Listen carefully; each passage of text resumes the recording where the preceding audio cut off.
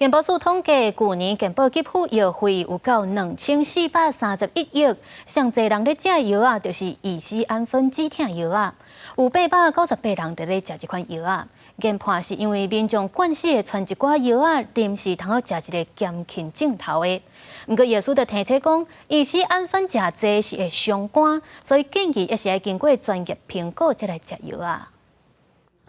因为筋骨痛、止痛药啊已经食3-4档啊。 民众拢来药房定期摕药啊，拢已经摕惯势啊。因为像有时候找不到医生的时候，只好自救啊，不然怎么办？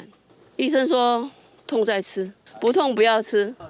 真侪人若是头痛、肩膀痛、发烧，想要赶紧止痛，拢会食一粒含有乙酰氨酚的止痛药啊。第一线药师观察发现，因为对药啊成分的无了解，抑个疫情了，真侪民众拢会直接出来传一寡药啊坑，所以止痛药的需求怎么愈来愈大。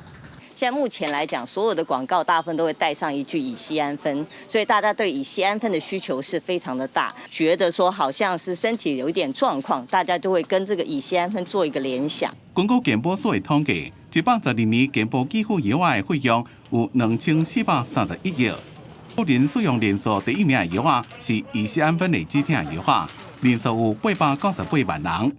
研判是这几年感染性疾病增加的影响。 也若其他是止嗽药啊，也个来个呼吸道分泌物透互部的相关药啊，像 COVID-19 或是流感等等，而且很多的一个疾病呢，都会伴随着一些疼痛，所以医生的话，一般大概就会处方这种解热镇痛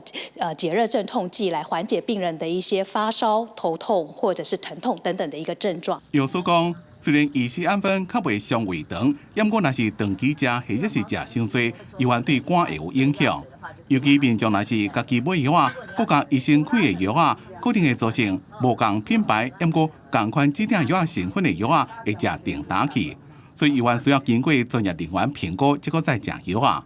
记者综合报道。